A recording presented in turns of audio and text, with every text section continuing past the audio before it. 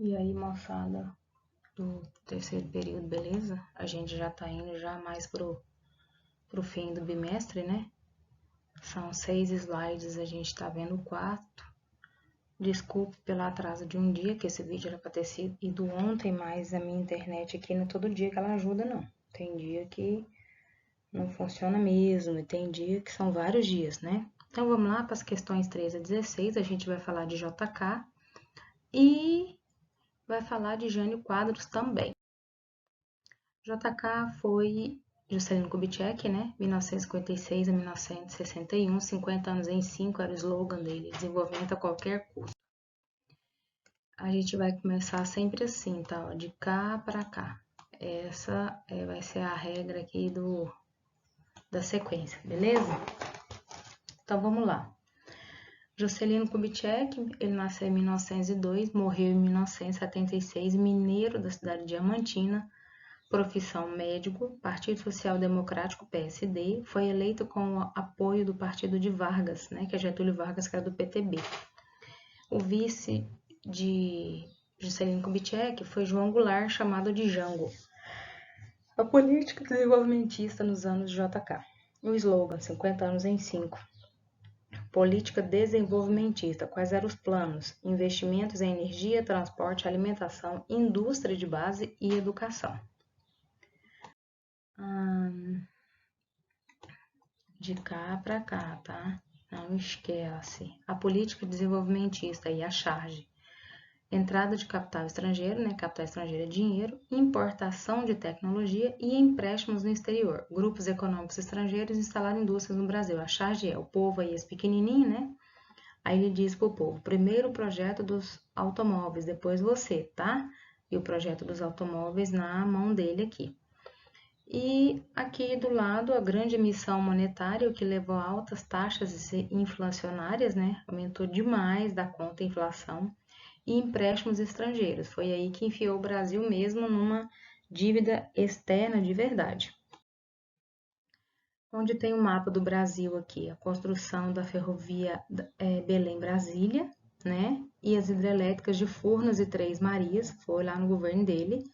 A criação da SUDENE, que era a Superintendência de Desenvolvimento do Nordeste, né? Tá aqui, isso tudo no governo dele, né? E se você ver esse mapa aqui, ó, mais aqui no alto, ele mostra esse eixo aqui, né? Ó, o eixo aqui desenvolvimentista. Agora embaixo aqui, crescimento industrial de 80%, igual indústria automobilística do ABC Paulista no estado de São Paulo. A instalação da Volkswagen, da Ford e da GM, que foram as primeiras indústrias a vir para o Brasil.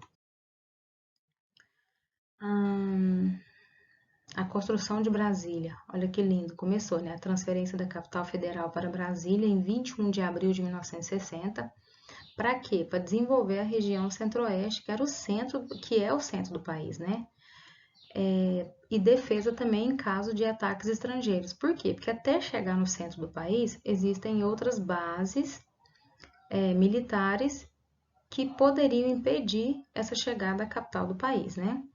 E ficar longe de revoltas populares. Por quê? Porque aqui na época não tinha ninguém. Era tudo no meio do nada. E aí o desenho, né? Plano piloto, a construção de Brasília, gente. Isso aqui, ó, esse desenho aqui é Brasília. Que tem o avião aqui, né, ó, aqui, ó, asa sul e asa norte e o plano piloto, né, ó. Aí isso aqui é o desenho de Brasília. Esse aqui é o Lago Paranoá, que é um lago artificial, tá vendo que imenso? Então, o que acontece? Isso aqui, Brasília. O restante, quando você, eu moro em Brasília. Aí você vai ver, não, é Samambaia, Ceilândia, né? Não, isso é cidade satélite. Brasília é onde tem o desenho do avião, tá? Quem foi o arquiteto responsável? Oscar Niemeyer. E o urbanista foi Lúcio Costa, beleza? A construção, ó, as imagens, né? Olha que linda a Catedral Metropolitana, ao fundo lá os prédios onde são os ministérios, né? Aqui aquela côncava e convexa, né?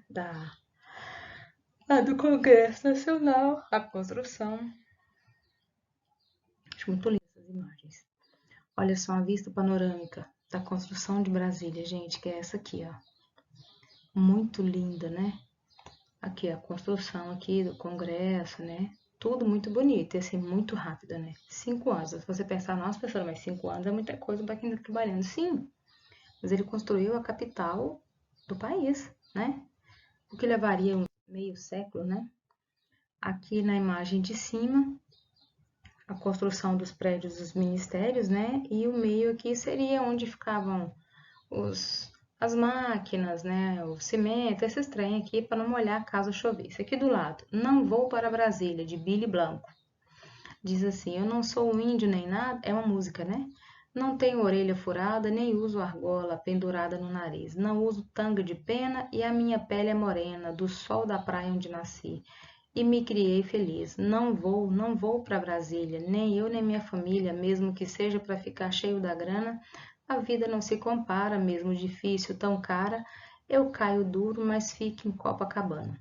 Por quê? Porque a capital do país era no Rio de Janeiro, na época, quando ele resolveu trazer para o meio do país, né? E aí no slide anterior lá a gente falou por quê, os motivos que trouxe. Aqui em cima, é de cá para cá, hein?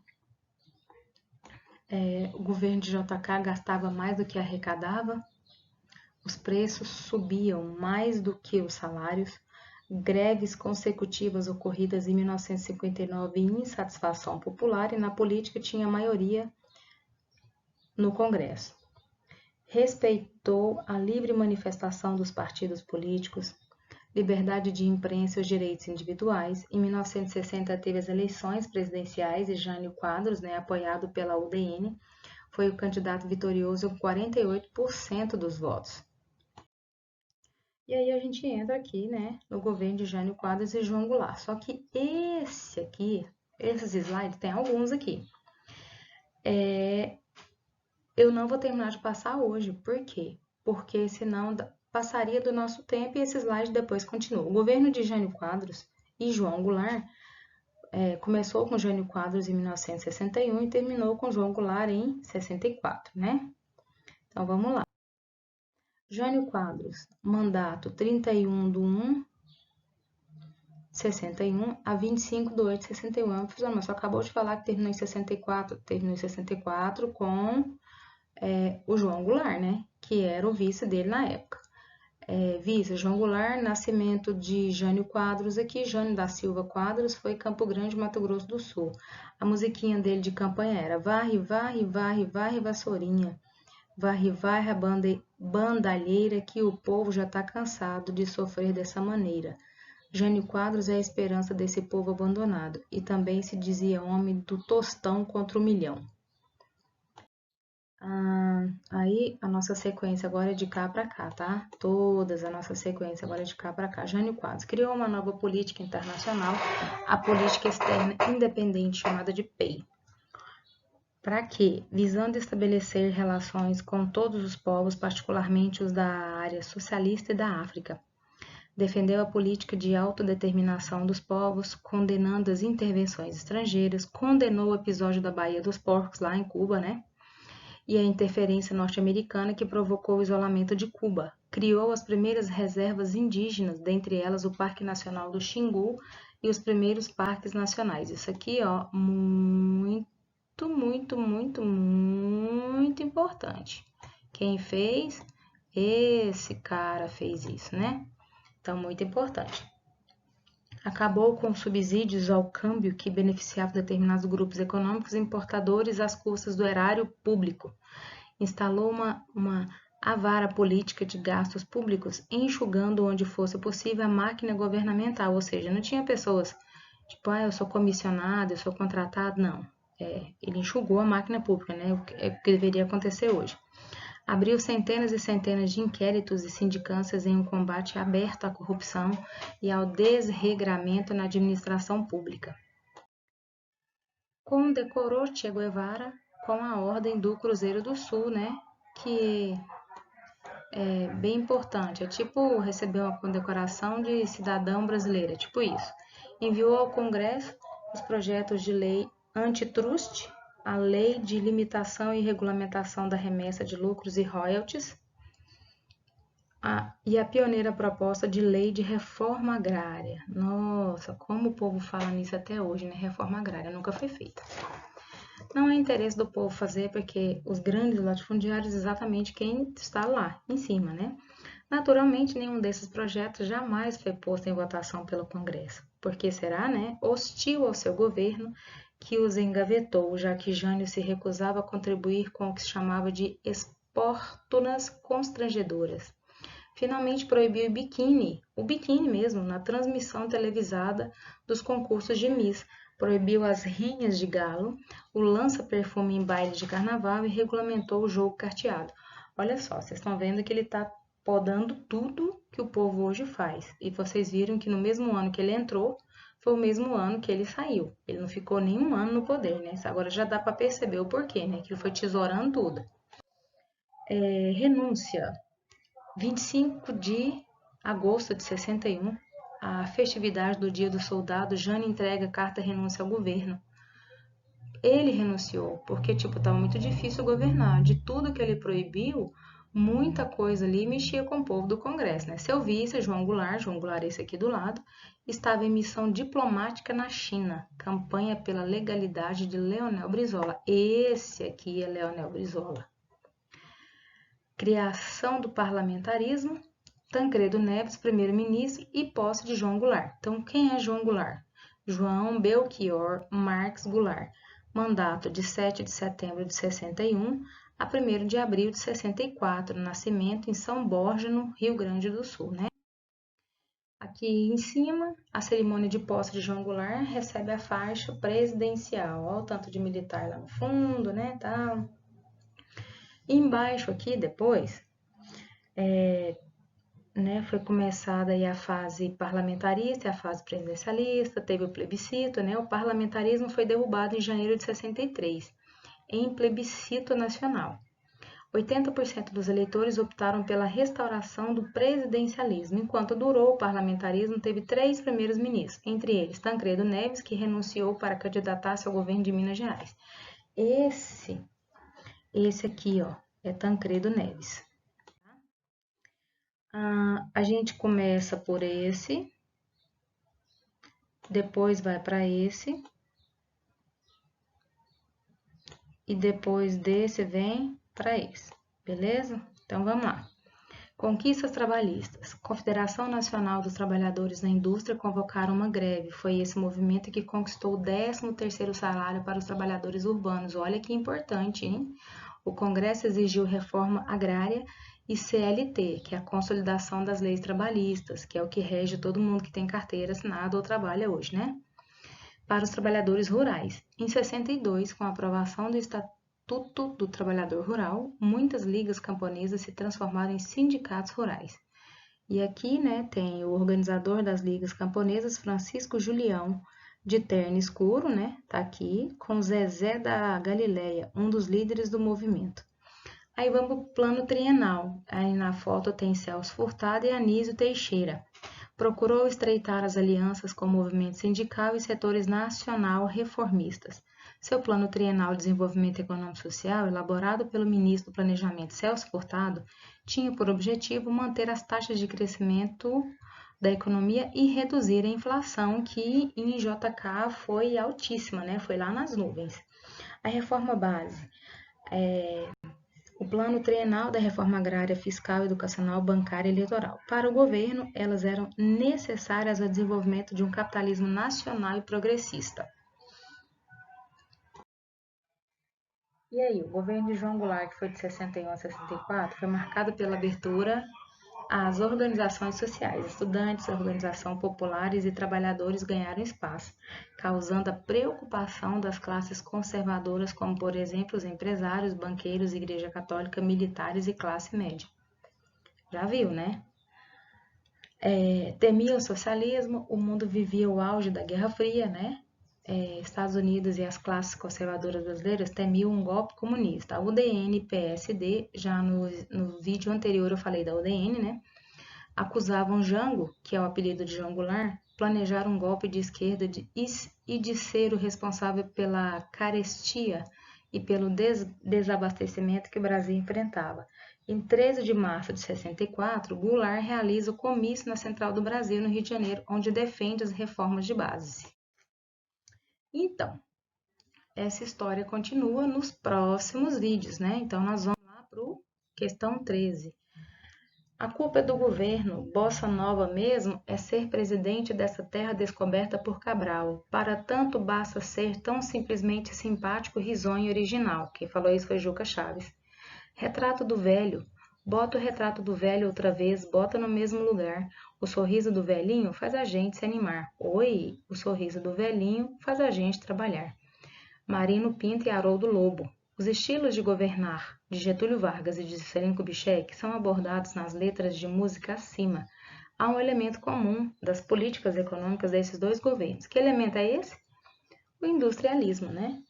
Eles fizeram a indústria vir para o Brasil, né? Questão 14.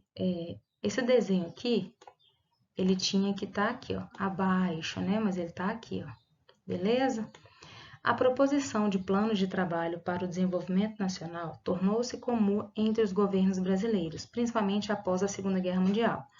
No caso do período JK, o plano de metas apresentava de forma ambiciosa 31 objetivos a serem atingidos no espaço de 5 anos de mandato, que foi de 56 a 60. Considere as informações contidas na linha de tempo abaixo. E aí na apostila de vocês a linha de tempo está muito maior, né? Aqui não deu para ler. A partir desses dados, identifique 2 problemas que dificultaram o cumprimento dos objetivos apresentados para o ano de 56 e 2 consequências da ampliação do plano, uma social e outra econômica no chamado período de recuperação econômica. Resposta: dificultar o cumprimento dos objetivos apresentados para o ano de 52, a falta de infraestrutura, a falta de apoio do Congresso Nacional, a oposição da UDN, entre outros fatores. 2 consequências da aplicação desse plano social: disparidades regionais, aumento do custo de vida e do desemprego, etc. E no plano econômico, aumento da inflação e da dívida externa, desnacionalização da nossa economia. Beleza? 15. Em um de seus discursos, o presidente Juscelino Kubitschek afirmou: o puro, o nobre e inteligente nacionalismo não se confunde com xenofobia. Para quem não sabe aqui, ó, xenofobia significa aversão ao estrangeiro. Significa você ter ódio gratuito, sem precisar de nada de alguém que não é da sua etnia, que não é do seu país. Veio de fora, você quer matar, quer botar fogo, esses trem.